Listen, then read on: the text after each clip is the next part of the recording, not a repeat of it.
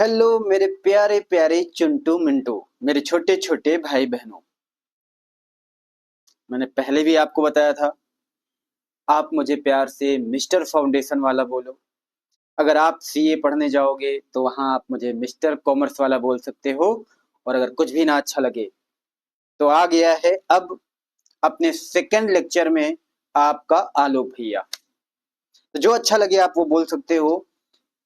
क्या पढ़ रहे थे हम लास्ट लेक्चर में? क्या पढ़ रहे थे? लास्ट लेक्चर में हम लोगों ने पढ़ाई की थी कि अकाउंटिंग की जरूरत क्यों पड़ी, कहां से इसकी जरूरत महसूस हुई। अब आने वाले लेक्चर्स में हमें बहुत सारी बातें पढ़नी है। धीरे धीरे धीरे धीरे आपका फाउंडेशन स्ट्रांग करने की हम कोशिश करेंगे। और फाउंडेशन वाला हूं तो फाउंडेशन तो स्टार्ट करूंगा ना, स्ट्रांग भी करूंगा। तो चलिए, फिलहाल आज हमें क्या पढ़ना है, बहुत ध्यान से बात को समझना।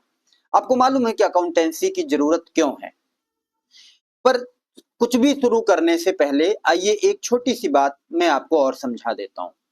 मुझे बताना, थोड़ी देर ये मानो कि आपका एक बिजनेस है।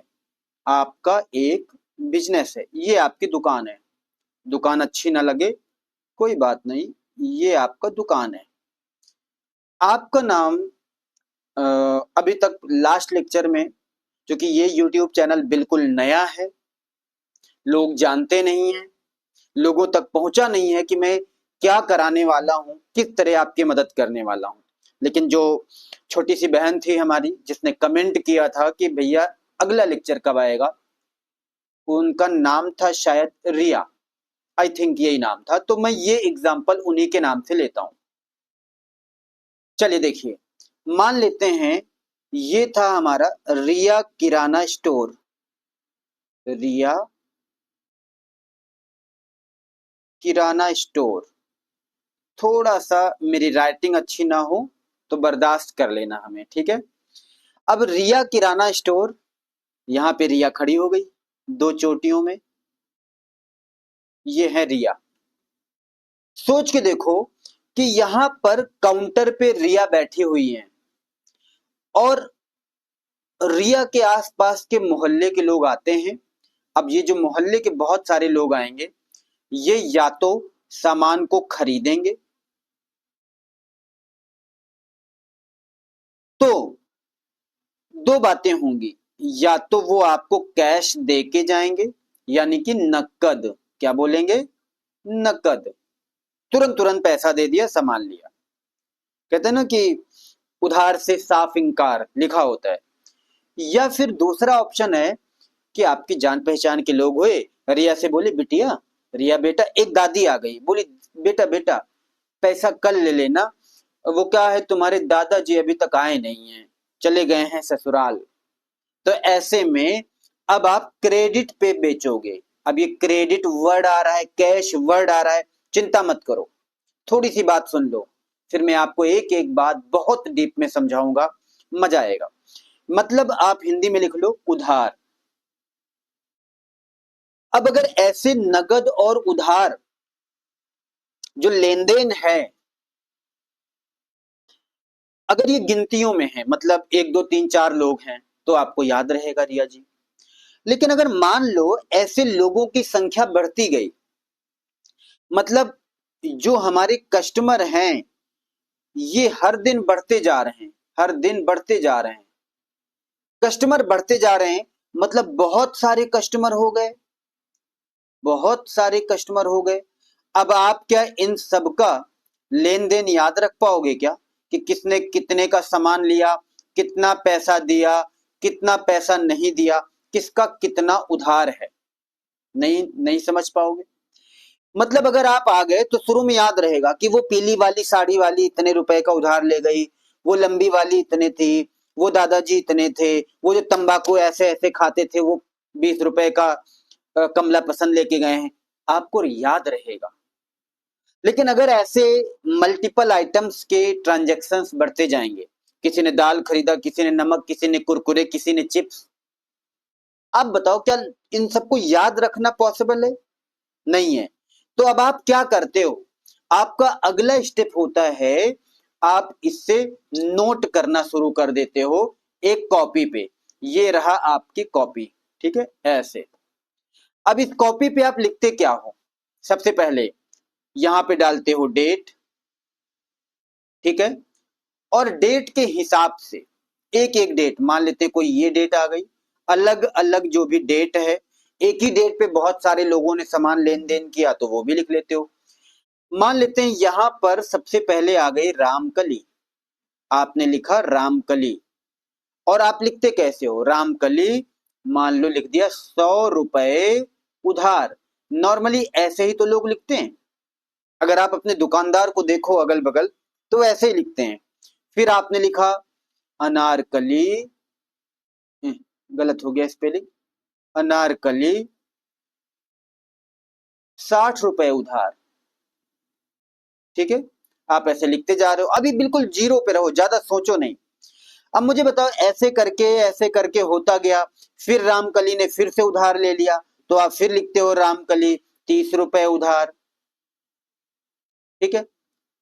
फिर कुछ दिन बाद और टाइम आया, रामकली ने 50 रुपए वापस कर दिया, रामकली 50 रुपए दिए। बस मैं ऐसे ही बता रहा हूं जो एक दुकानदार लिखता जाता है। अब आप सोच के देखो, अचानक से एक दिन ऐसा होता है कि रामकली पहुंच गई रिया के पास, और रिया से बोला कि मुझे टाइम कम है, मुझे जल्दी से बताओ, मुझे टोटल हिसाब किताब कितना हुआ, मुझे आपको कितना रुपया वापस करना है। तो अब रिया कंफ्यूज, क्योंकि ऐसे एक पेज नहीं है, ऐसे ना जाने कितने पेज एक कॉपी पे रिया ने बना रखा है। अब रामकली यहां मान लेते हैं एक बार हुआ, फिर रामकली का हुआ, फिर रामकली, ऐसे 100 पेज है रामकली का ट्रांजेक्शन्स, रामकली का लेन देन, ढूंढती गई। फिर रिया लिखने लगी, इतना लिया माइनस इतना दिया, इतना लिया इतना दिया, सब नोट करके और लास्ट में कैलकुलेटर से हिसाब बना रही हैं। हिसाब बना रही हैं कि अब हमें रामकली से कितना पैसा और लेना है। अब ये करते करते एक एक पेज पे ढूंढते क्या क्या जाएगा?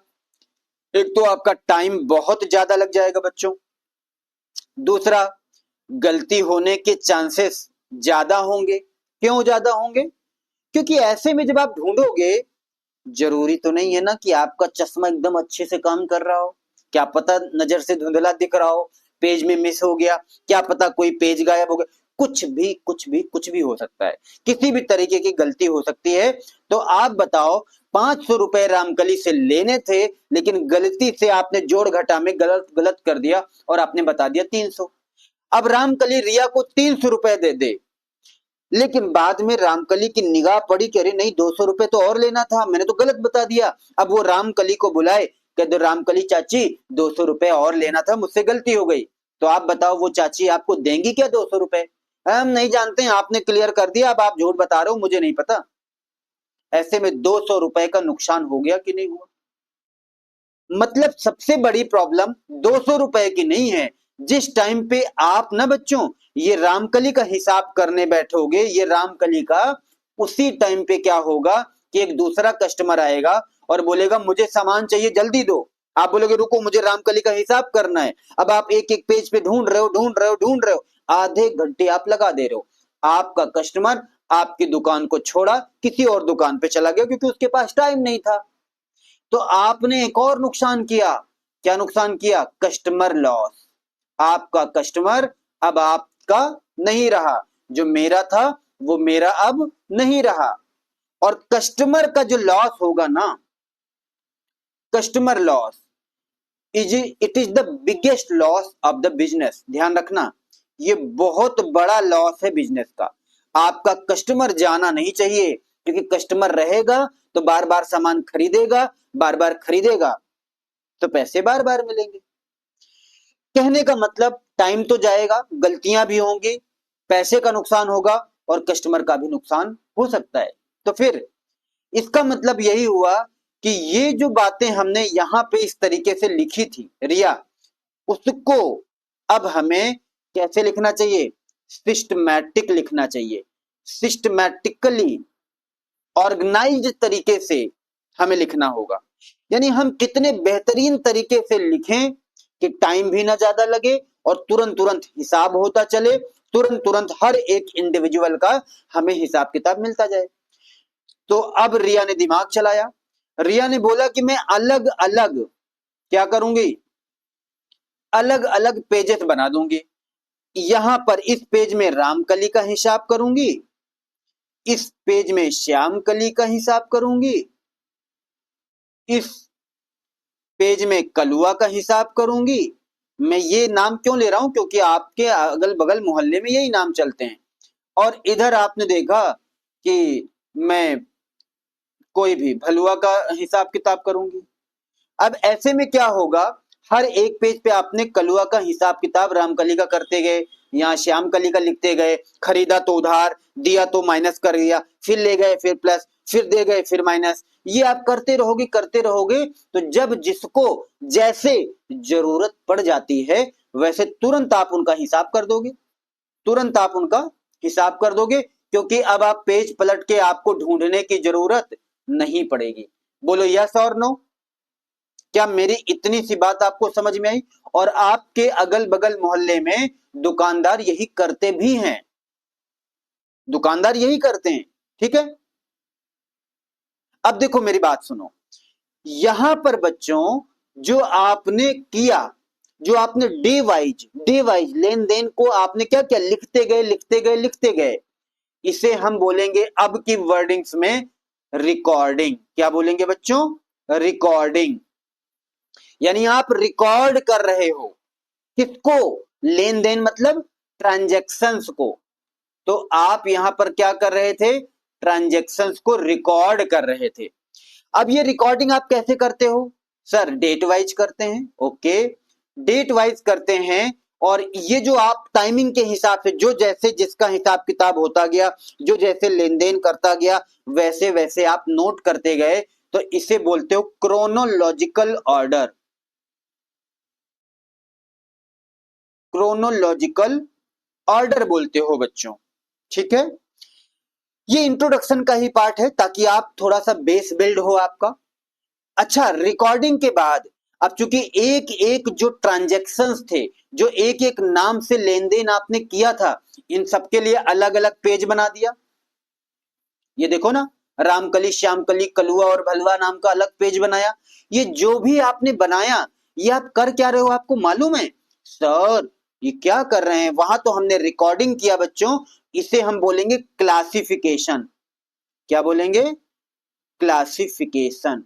आप क्या कर रहे हो, क्लासिफाई कर रहे हो, हर एक नाम को अलग अलग आप क्या कर रहे हो, उनके लिए एक अलग पेज क्रिएट कर दे रहे हो, अलग पन्ने में लिख दे रहे हो, इससे ढूंढना आसान रहेगा। और यही आपके अगल बगल पड़ोस वाले रामू चाचा, रामू काका जो बगल में किराने की दुकान रखे होंगे, वो करते भी होंगे, वो करते भी होंगे। आई होप यहां तक आपको बात समझ में आई, पक्का। तो इसका मतलब ये हुआ कि रिकॉर्डिंग कैसे होगी सर, रिकॉर्डिंग का एक प्रॉपर रूल जो आपको सिखाऊंगा मैं। सर क्लासिफिकेशन में क्या होगा, क्लासिफिकेशन के लिए एक एक रूल सिखाऊंगा मैं, मिस्टर फाउंडेशन वाला या मिस्टर कॉमर्स वाला, ठीक है। आओ जी, अगर ये बातें आपको समझ में आई तो अब मेरी बात सुनो। सवाल ये है, मुझे बताना, जो जो बातें मैं आपसे करता जाऊं आप मुझे बताते जाना। मुझे बताना, अगर आपको एक सेंटेंस बनाना हो बच्चों, आपने स्कूल में पढ़ा है ना, सेंटेंस बनाना है जिसे कहते हैं सेंटेंस फॉर्मेशन। मेरे इस तरीके से पढ़ाने की एक वजह यह है कि आपने जो 9th 10th 7th 8th में जो पढ़ते गए हो उसी से बातों को सोचना शुरू करो, तो आपके लिए आसान होगा। बच्चों ये जो सेंटेंस फॉर्मेशन है ना, इसके लिए आपको प्रॉपर वर्ड्स आने चाहिए, राइट। क्या आने चाहिए, वर्ड्स, यानी कि जिसे क्या बोलते हो, वोकाबुलरी, क्या बोलते हो भाई, मुझे थोड़ा सा, जो भी बोलते हो, मतलब आप इसे शायद वर्ड्स के लिए जो भी डिक्शनरी वगैरह आपके पास होंगी उनसे आप सबकी स्पेलिंग वगैरह सीखते हो, बोलो ऐसा करते हो। लेकिन इन वर्ड्स के लिए क्या करते हो आप, इन शब्दों के लिए क्या करते हो आप? सर इनको लिखने के लिए हमें प्रॉपर ABCD आना जरूरी था। ABCD मतलब क्या बोलते हैं? अल्फाबेट। आपकी इंग्लिश वाली मैम ने सिखाया है ना, जो बैग लेके चलती थी, हाँ वही वाली मैम, उन्होंने सिखाया है ABCD। पहले आपने क्या सीखा? ABCD। फिर आप उनसे क्या बनाने लगे? वर्ड्स याद रखने लगे। 5 क्या बोलते हैं, वीकडेज के नाम, और आप क्या सीखते थे? 5 पक्षियों के नाम, 5 पशुओं के नाम अंग्रेजी में, ऐसी ऐसी बातें आप छोटी क्लास में सीखते थे। वर्डिंग्स के बाद अब आप सेंटेंस फॉर्मेशन करने लगे थे, यस और नो? लेकिन ये जो सेंटेंस फॉर्म करने लगे, इससे क्या मिलने लगा? इससे आपको क्या मिला? सर सेंटेंस से ही हमें हर एक चीज की मीनिंग जानने को मिली, सेंस समझने को आया, फीलिंग समझ में आई। क्लियर है ये बात? मैसेज समझ में आया। ओके, तो इसका मतलब ये हो गया कि अगर मैं यहां पे ये बात करूं आप लोगों से, ये बात करूं कि अगर ये जो मीनिंग है, अगर यही मीनिंग हमें अपने बिजनेस में सीखनी हो, किसमें? बिजनेस में। ये कलर कम अच्छे से काम कर रहा है, राइट? मैं थोड़ा चेंज करता हूं। ये अगर मान लो हमारा कोई बिजनेस है, अब ये बिजनेस हमें क्या क्या बताता है? आपने पहले लेक्चर में सीखा होगा। सर बहुत सारी बातें सिखाएगा, हम कितना कमा रहे हैं, हमारी प्रॉफिटेबिलिटी क्या है, कितनी कमाने की क्षमता है, हमारे पास कितना हमारे पास, अच्छा प्रॉफिट तो ठीक है, इसके अलावा हमारी फाइनेंशियल कंडीशन कैसी है, फाइनेंशियल स्टेटस कह लो, ये हमारे बिजनेस का कैसा है, हमारे बिजनेस की ग्रोथ कैसी है, मतलब ऐसी बहुत सारी बातें। अच्छा होने को और कुछ हो सकता है, पर अभी वो बात हम क्यों नहीं बोल रहे हैं? क्योंकि अभी उनके, मैं मानता हूं आपको कुछ नहीं पता, तो मैं आपको कूड़ा कचरा दिमाग में अभी डालूंगा भी नहीं। ये बताओ, ये सारी बातें अगर आप जानना चाहते हो, अगर ये इंफॉर्मेशन आपको चाहिए, तो इसका मतलब यही हुआ बच्चों कि ये जो बिजनेस है ना आपका, ये जो आपका बिजनेस है, इसके लिए एक लैंग्वेज का आना जरूरी है। ये जानने के लिए हमें लैंग्वेज का आना जरूरी है। और ये लैंग्वेज हमें कहां से मिलेगा? यही लैंग्वेज हमें बताएगा हमारी अकाउंटिंग। हमारी अकाउंटिंग मतलब एक बिजनेस से बहुत सारी इंफॉर्मेशन को लेना है, समझना है, तो फिर इसके लिए हमें एक लैंग्वेज आनी चाहिए। किसकी लैंग्वेज? बिजनेस की लैंग्वेज। और बिजनेस की लैंग्वेज को क्या बोलते हैं? अकाउंटिंग। मतलब एक लाइन अगर आप लिखना चाहो बच्चों, तो प्यार से प्यार से प्यार से यहां पर एक लाइन लिख लो। हाँ, यहां पर एक लाइन लिख लो इन्वर्टेड कॉमा में, accounting is the language of business.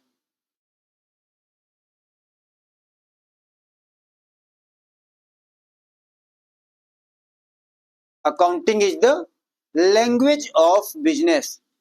अब तक आप यहां तक सीख पाए कि अकाउंटिंग हमारे बिजनेस की एक लैंग्वेज है, और उस लैंग्वेज को सीखना है तो अब आपको क्या सीखने पड़ेंगे? इस लैंग्वेज को सीखने के लिए टर्म्स सीखने पड़ेंगे, वर्डिंग सीखनी पड़ेगी। मतलब अब आप सीखोगे बच्चों बेसिक अकाउंटिंग टर्म्स।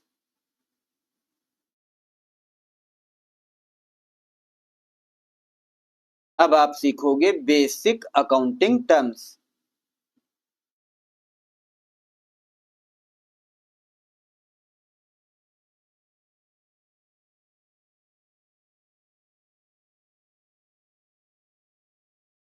चलिए, ये है आज का आपका टॉपिक।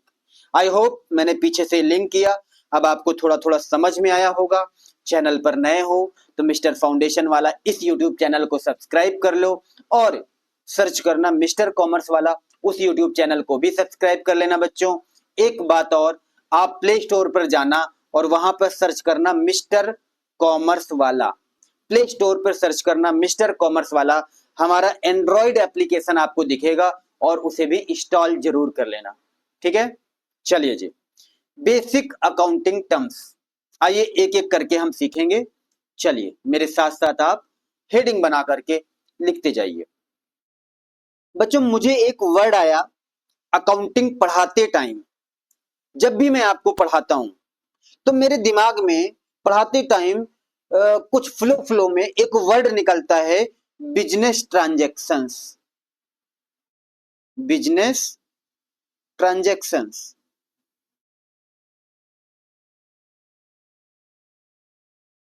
अब आप बताओगे कि सर बिजनेस ट्रांजैक्शंस क्या होते हैं, ये आपको सीखना है। बात छोटी है, सुनने में लगता होगा सर ये क्या बता रहे हो, ये सब तो मुझे मालूम है बचपन से। नहीं, अभी आपको ये सारी बातें सीखने की जरूरत है। आइए इसकी मीनिंग को समझते हैं कि बिजनेस ट्रांजैक्शंस क्या होते हैं। मुझे कलर नहीं चूज करने को मिल रहा है, कौन सा अच्छा कलर लूं जिससे लिखने में अच्छा लगे। क्या हो गया, ये कलर देखो सही दिख रहा है, शायद ये थोड़ा सा डार्क नहीं है, राइट? देखो दिख रहा है पर ये डार्क नहीं लग रहा है ना? कलर चेंज करिए सर, आप बोलो कलर चेंज करो। ये कलर, ये भी थोड़ा सा नॉर्मल लग रहा है, कोई और कलर देख लेता हूँ। आई थिंक ये कलर वर्क करेगा। चलिए मीनिंग देखो। पहले आपको एक बात समझनी पड़ेगी, कोई भी लैंग्वेज लिखाने से पहले आपके पास बुक होती है, उसकी जरूरत नहीं है, लेकिन मैं ये जो यहाँ जो लिख करके समझाऊंगा बताऊंगा वो आपको ज्यादा आसानी से मैपिंग हो जाएगी, रटने की जरूरत नहीं है कॉमर्स को। तो देखो कोई भी बच्चों इकोनॉमिक इवेंट्स, क्या इकोनॉमिक इवेंट्स,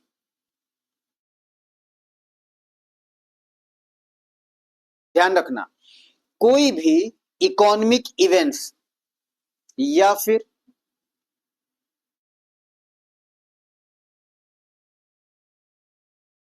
जैसे मैं लिख रहा हूं बच्चों ऐसे ही लिखना।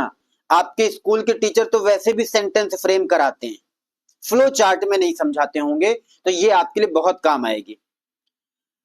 कोई भी इकोनॉमिक इवेंट्स या फिर कोई फाइनेंशियल एक्टिविटी, फाइनेंशियल एक्टिविटी, दो बातें हैं ध्यान रखना, इकोनॉमिक इवेंट्स या फिर फाइनेंशियल एक्टिविटी। सर ये इकोनॉमिक इवेंट और फाइनेंशियल एक्टिविटी होती कहां है?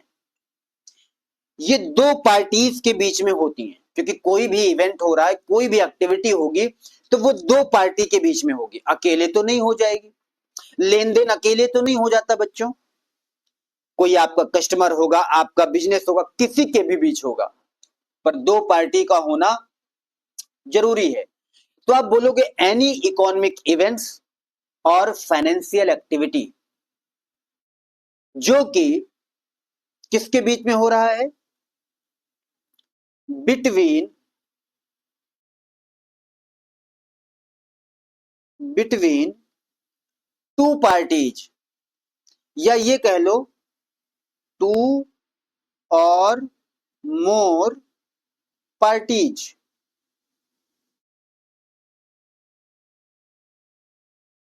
दो या दो से ज्यादा पार्टी के बीच में अगर हो रहा है, ठीक, और इससे क्या हो रहा है? इससे बिजनेस का फाइनेंशियल पोजीशन अगर चेंज हो जाए, ध्यान से समझना मेरी बातों को, थोड़ा सा सुनने में अजीब लगेगा पर फिर भी कोशिश करना एक एक टेक्निकल वर्ड को जैसे जैसे कहूं वैसे लिखते जाओ और समझते जाओ। दो या दो से ज्यादा पार्टी के बीच में कोई इकोनॉमिक इवेंट हो रहा है या फाइनेंशियल एक्टिविटी हो रहा है जिसकी वजह से बिजनेस का फाइनेंशियल पोजीशन चेंज हो रहा है, that change the financial position of the business, financial position of a business, इसे ही हम बोलते हैं बिजनेस ट्रांजैक्शंस। अब मैं एग्जांपल लूंगा, मजा आएगा, समझ में आएगा, चिंता मत करिए। पहले ये बात को समझो, अगर बिजनेस की फाइनेंशियल पोजीशन में चेंज नहीं आ रहा है तो वो बिजनेस ट्रांजैक्शन नहीं है। अगर बिजनेस की फाइनेंशियल पोजीशन में कुछ ना कुछ चेंज आ जाता है तो फिर वो बिजनेस ट्रांजैक्शन माना जाएगा। कोई भी इवेंट, कोई भी इकोनॉमिक इवेंट या फाइनेंशियल एक्टिविटी जो हो रही है, अकेले तो होगी नहीं, दो या दो से ज्यादा पार्टी के बीच में होगी। ज्यादा भी हो सकते हैं, कैसे? धीरे धीरे आप देखोगे, एग्जांपल्स मिलते जाएंगे। ठीक है। अब एक खास बात और जरूरी है यहाँ पे बच्चों, कि ये फाइनेंशियल पोजीशन तो बदले लेकिन कंडीशन एक और है। सर वो भी कंडीशन बताई दो इसी वक्त, लगे हाथ। बिल्कुल बताएंगे, ध्यान से देखो। इसके अलावा ये मनी के टर्म्स में मेजर किया जा सके। मतलब ऐसा नहीं है, ऐसा नहीं मानोगे कि अरे यार जैसे होता नहीं है, दादा वादा जी लोग गांव में आज भी जो पुराने टाइम में लापरवाही किए होंगे, चले जा रहे हैं कहीं न्योता खाने के लिए, पूड़ी खाने के लिए, कहीं चले जा रहे हैं कुछ भी करने के लिए, खूब घूमा, खूब उन्होंने इंजॉय किया, और लास्ट में कहते क्या हैं कि बेटा पैसा कमाया नहीं, कमाया नहीं, मतलब पैसा भले हमने अपनी जिंदगी में नहीं कमाया, इज्जत बड़ी कमाई। ये जो इज्जत नाम है ना बच्चों, ये जो इज्जत नाम है ना, ये मनी के टर्म्स में तो आप कैलकुलेट भी नहीं कर पाओगे। तो अगर एक बिजनेस ऐसा है जो पैसा नहीं कमाया है, एक बिजनेस में ऐसी चीजें कह दो उसकी रेपुटेशन अच्छी है, पर भाई साहब रेपुटेशन को वैल्यू कैसे करोगे? तो आने वाले टाइम में आप किसी भी बिजनेस की रेपुटेशन को भी पैसे के टर्म्स में, मनी के टर्म्स में कैलकुलेट करना सीखोगे क्लास 12th में। मैं थोड़ा बहुत अब की भी आपको सिखाऊंगा, ऐसी बात नहीं है, आप बस जुड़े रहिए मेरे साथ।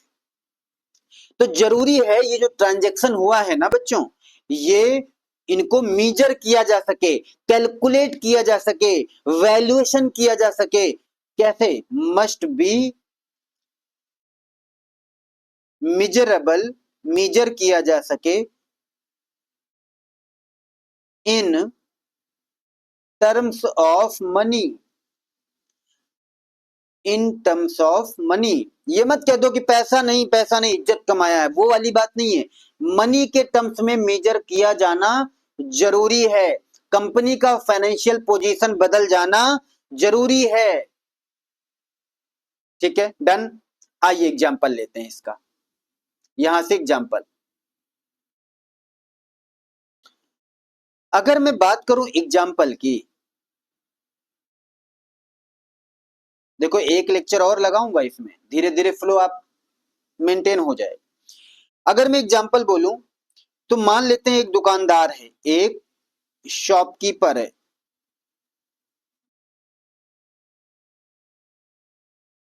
इस शॉपकीपर ने खरीदा है क्या? गुड्स। अब यहां से एक पॉइंट आएगा, सर गुड्स क्या है?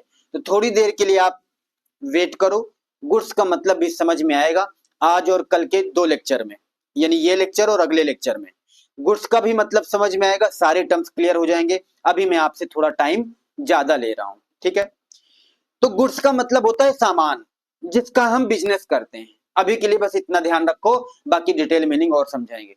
जिस चीज का हम बिजनेस करते हैं वही गुड्स है।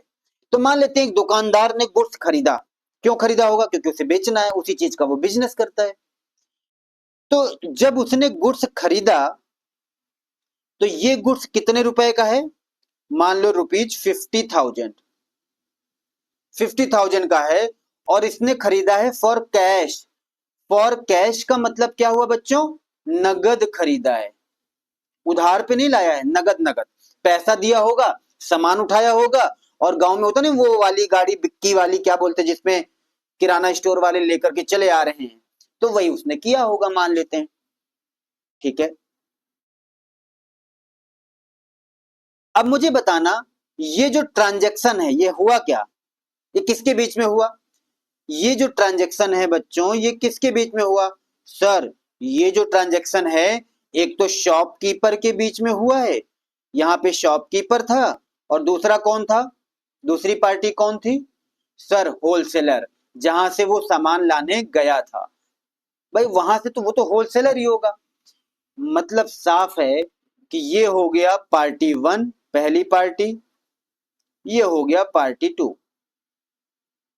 दो पार्टी के बीच में ट्रांजैक्शन हुआ कि नहीं हुआ?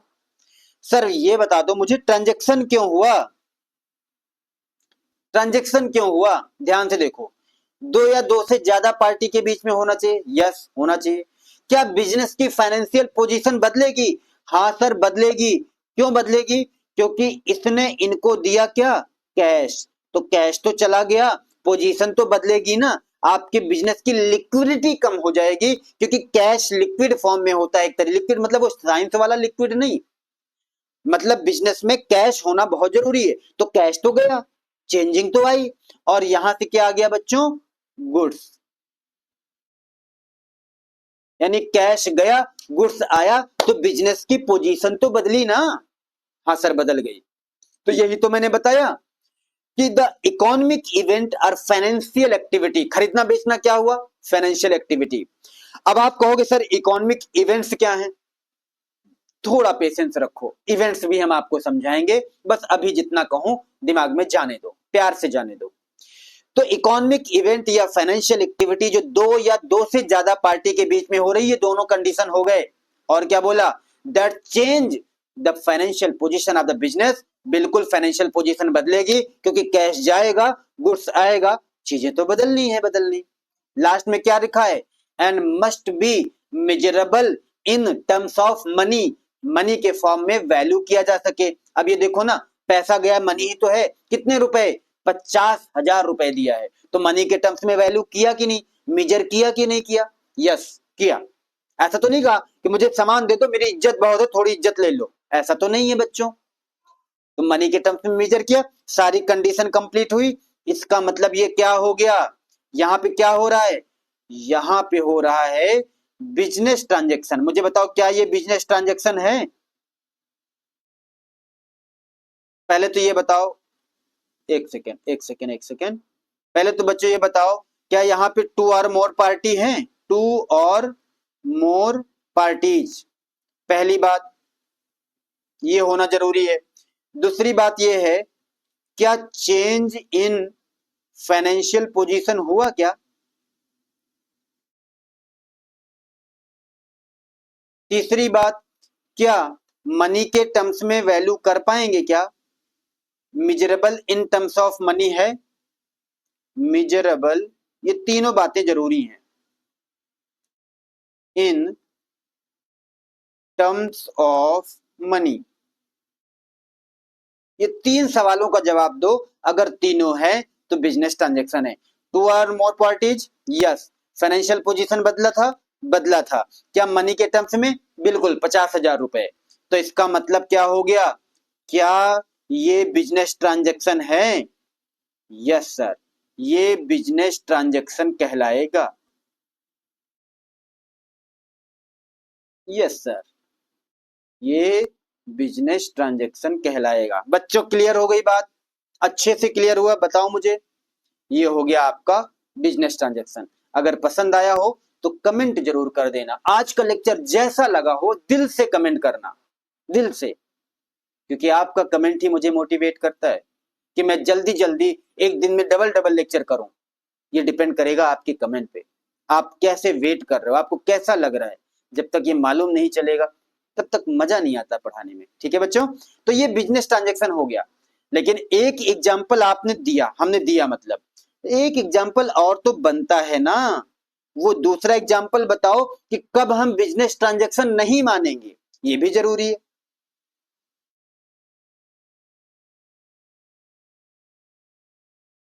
चलो एग्जाम्पल नंबर 2,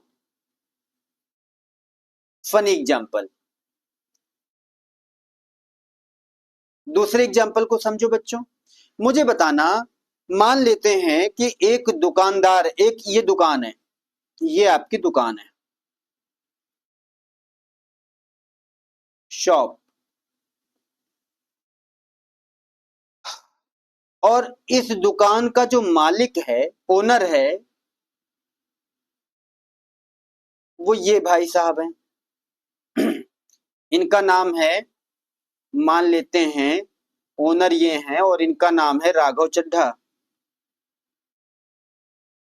राघव चड्ढा, राघव चड्ढा को आप लोग तो जानते ही होंगे ना।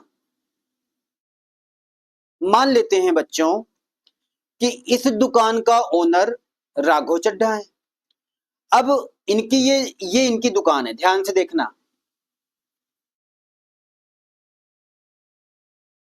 अब राघव चड्ढा जी ने क्या किया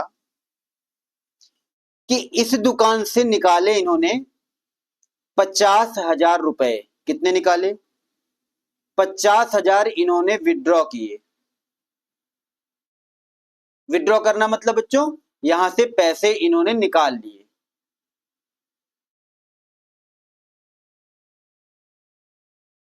और इस 50,000 रुपए को जो इन्होंने निकाला है, इससे ये बिजनेस के लिए, इससे ये क्या खरीदे? कार। इन्होंने खरीद लिया कार, ठीक है। अब 50,000 का कार तो नहीं आएगा, तो मैं इसको बता देता हूं 50 लाख। 50 लाख रुपए निकाले मान लो, और इससे इन्होंने खरीद लिया कार।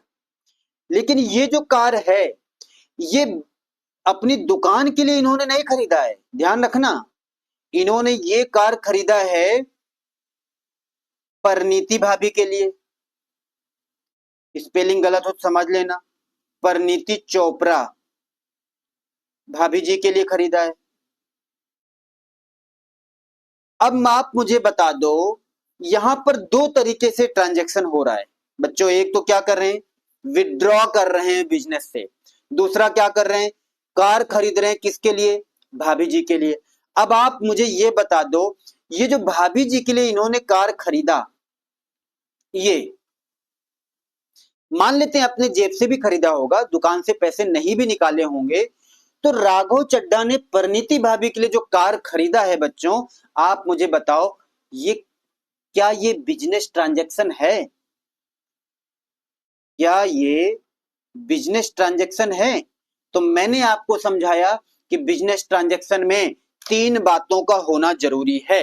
पहली बात क्या थी बच्चों? Two or more parties. तो यहां पे भी दो या दो से ज्यादा पार्टी हैं। कौन कौन? राघव चड्ढा और भाभी जी। दूसरा हमने बताया change in the financial position. बिल्कुल फाइनेंशियल पोजीशन बदलती है, लेकिन यहां पर बिजनेस की फाइनेंशियल पोजीशन नहीं बदल रही है। मैंने कहा था change in the financial position of the business.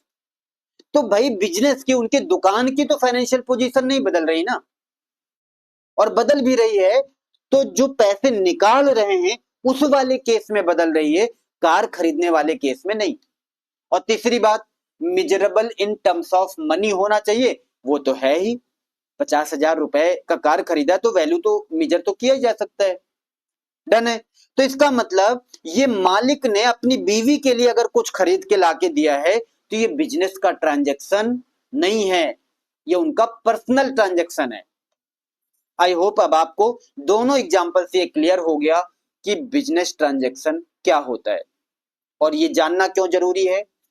क्योंकि अकाउंटिंग एक बिजनेस की लैंग्वेज होती है, और लैंग्वेज के लिए आपको सेंटेंस फ्रेम करना आना चाहिए। सेंटेंस फ्रेम करने के लिए वर्ड्स आने चाहिए, और वही बेसिक अकाउंटिंग वर्ड से ही तो हम सीख रहे हैं। तो आपने समझ लिया कि बिजनेस ट्रांजैक्शन क्या है। आइए बच्चों दूसरा टॉपिक करते हैं। अब अगर आपने बिजनेस ट्रांजैक्शन सीखा, तो आपको एक बात तो पता है कि कोई भी बिजनेस अगर आप शुरू करना चाहते हो, तो शुरू करने के लिए सबसे पहले आपको चाहिए पैसा। क्या चाहिए? पैसा, मनी। तो दूसरा जो हम अकाउंटिंग टर्म सीखने वाले हैं, उसका नाम है कैपिटल। लिखिए मेरे साथ, कैपिटल।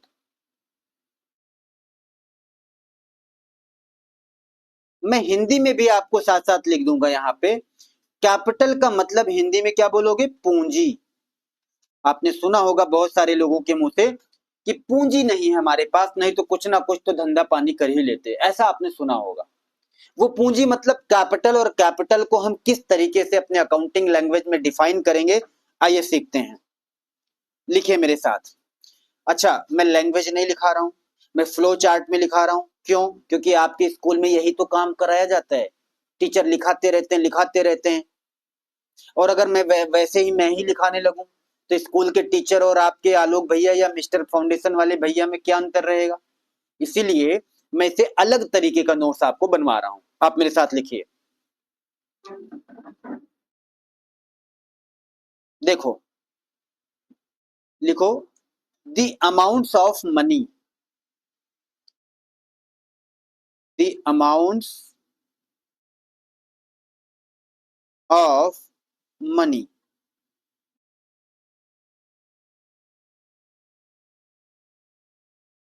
अमाउंट्स ऑफ मनी, या फिर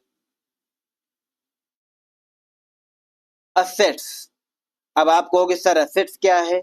थोड़ी देर रुको, पिक्चर अभी बाकी है। अब हमें असेट्स का मतलब भी तो आपको सिखाना होगा ना।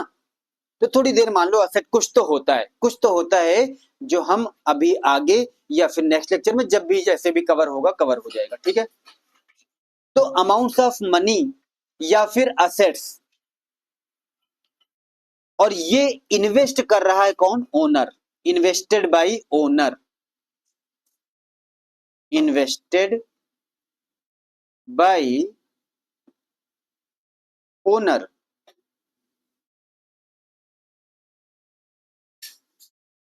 अमाउंट्स ऑफ मनी और असेट्स, असेट्स में थोड़ा सा समझाने के लिए बताऊं, जो हमारी बिजनेस में हेल्प करता है। फॉर एग्जांपल, आपके पास मशीन है, आपके पास जमीन है, आपके पास बिल्डिंग है, उसी में दुकान शुरू कर दिया, क्या है वो? असेट है, जो हमारी बिजनेस में हमारी हेल्प करता है। बाकी इससे ज्यादा सीखने के लिए उसके टर्म्स की बारी आने दो, अभी तो हम कैपिटल सीख रहे हैं, राइट। तो अमाउंट्स ऑफ मनी और असेट्स इन्वेस्टेड बाय ओनर। अब मुझे बताओ, ओनर का क्या कोई और नाम हो सकता है क्या? ओनर को कुछ और बोल सकते हैं क्या? सर, ओनर को प्रोपराइटर बोल दो, प्रोपराइटर। और अगर कोई पार्टनरशिप का बिजनेस है, पार्टनरशिप का मतलब दो या दो से ज्यादा लोग मिलकर के कोई बिजनेस कर रहे हैं, तो वहां पर वो पार्टनर भी हो जाते हैं। तो वहां पे ओनर कौन हो जाएगा? पार्टनर। इस बात को समझना, ओनर, प्रोपराइटर, पार्टनर, तीनों के टर्म्स हम थोड़ा थोड़ा अलग अलग जगह पर अलग अलग तरीके से यूज करते हैं। लेकिन अगर बिजनेस पार्टनरशिप पे है तो पार्टनर ही उसका ओनर होगा, ठीक है। ये मैंने सब कुछ लिख दिया, कहीं लिखा हो तो आपको डाउट ना हो। कोई भी पैसा, कितना भी पैसा और असेट्स ओनर अगर इन्वेस्ट करता है, कहां इन्वेस्ट करेगा अब ये बताओ मुझे। सर, बीवी को चूड़ी पहनाने में नहीं इन्वेस्ट करेगा, राघव चड्ढा भैया की तरह, जैसे उन्होंने परिणीति भाभी के लिए कार खरीद के दिए, वैसा वाला इन्वेस्टमेंट नहीं चाहिए। यहां पर बच्चों कौन सा इन्वेस्टमेंट चाहिए? यहां पर कहां पे इन्वेस्टमेंट चाहिए? Into the business, into the business. बस ये बात ध्यान रखना, यहां पर इन्वेस्टमेंट बिजनेस के लिए हो रहा है, परिणीति भाभी को कार गिफ्ट करने के लिए नहीं हो रहा है। आई होप क्लियर हो गई बात। Into the business. अब मुझे बताओ, बिजनेस में पैसा क्यों चाहिए भाई? क्यों क्यों चाहिए? अगर आप शुरुआत कर रहे हो बिजनेस की तो लिखोगे टू स्टार्ट द बिजनेस। एक एक वर्ड पे ध्यान देना बच्चों, टू स्टार्ट द बिजनेस। और अगर ये पैसा ऑलरेडी एग्जिस्टिंग बिजनेस में लगा रहे हैं तो आप बोलोगे to expand the business, business को बढ़ाने के लिए। कोई इफ एंड बट अब आपके पास नहीं होना चाहिए, सिंपल सी बात समझ लो।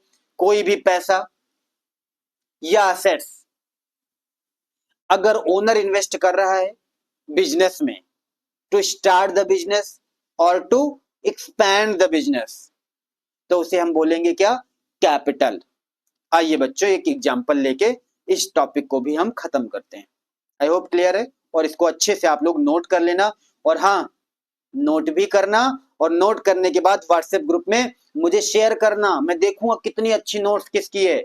और जिसकी सबसे अच्छी नोट्स मिलेगी उसके लिए हम टेस्ट सीरीज भी बना के देंगे, उसके एग्जाम के लिए अलग से पेपर भी बना के देंगे, अलग से प्रैक्टिस भी कराएंगे। और बताओ, सब करेंगे, लेकिन आपका एफर्ट भी तो दिखना चाहिए। आपको पढ़ाने के लिए मुझे मोटिवेट रहना होता है, और मुझे मोटिवेशन कहां से मिलेगी? पैसे से नहीं, क्योंकि पैसा से तो मैं आपसे ले ही नहीं रहा हूं। तो मेरे मोटिवेशन का एकमात्र सोर्स है आपका एफर्ट। आप एफर्ट लगाते हो तो मैं लगाने के लिए मजबूर हो जाऊंगा। डन? तो डील डन है। आप नोट्स बनाना, अच्छे से प्यार से, खूब प्यारी सी नोट्स बनाना और मुझे शेयर करना। चलिए एग्जाम्पल ले लिया जाए क्या? वैसे एग्जाम्पल लेने की जरूरत नहीं है, तो बड़ा सिंपल था, पैसे इन्वेस्ट कर रहे हैं, एग्जाम्पल ले लो। कोई रोहन है, वो कपड़े का बिजनेस शुरू कर रहे हैं। वो क्या कर रहे हैं, 2 लाख रुपए कैश में उन्होंने दे दिया, एक पर्सनल कंप्यूटर दे दिया, साथ में उनके एक घर था, घर में एक कमरा था, उन्होंने कमरा भी उसी बिजनेस में लगा दिया। क्या हो गया ये? कैपिटल। क्योंकि हमने क्या बोला, पैसे या असेट्स। कंप्यूटर क्या है? असेट्स है। क्यों? क्योंकि बिजनेस में हेल्प कर रहा है। वो वो कमरे, वो हॉल क्या है? असेट्स हैं। लैंड, बिल्डिंग, मशीन, सब क्या है? असेट्स हैं। तो असेट्स या पैसा जो बिजनेस चलाने के लिए, बिजनेस को बढ़ाने के लिए, बिजनेस को उसका मालिक अगर लगाता है तो वही हमारी कैपिटल हो जाती है। ठीक है, गुड। अब आइए एक बात और करते हैं बच्चों, ड्राइंग। ड्राइंग 2 टॉपिक हुए हैं, मैं जानता हूं कितना मिनट लग गया है ये, अभी तक 46 मिनट लगे हैं। तो मैं एक काम करता हूं बच्चों, 46 मिनट का ही लेक्चर रखता हूं, 45 मिनट समझ लो। इसके बाद छोटे छोटे पार्ट में पढ़ेंगे, अगला लेक्चर भी बैक टू बैक इसी के बाद आपको मिल जाएगा। मतलब आप ये देखो, इसके बाद दूसरा लेक्चर भी आप देख लोगे। ठीक है, तो सारे लेक्चर 45-50 मिनट या 1 घंटे से ज्यादा हम नहीं करने वाले, ताकि आप इंजॉय करके पढ़ो। और एक रीजन ये है कि गर्मी की छुट्टी चल रही है, नानी के यहाँ पके हुए आम खाने गए हो।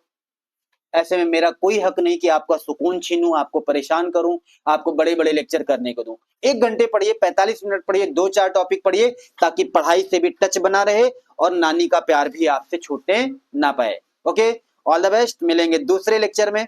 और हाँ, लेक्चर देखने के बाद एक प्यारा सा कमेंट रियल फीडबैक के साथ देना कि आपको ये लेक्चर कैसा लगा, और आप अगला लेक्चर चाहते हो तो कमेंट करते रहो, क्योंकि उससे मेरा मनोबल बढ़ता है कि और जल्दी लेक्चर देना है, कि बच्चों को ज्यादा पढ़ने में मजा आ रहा है। चलो बाय बाय, टेक केयर।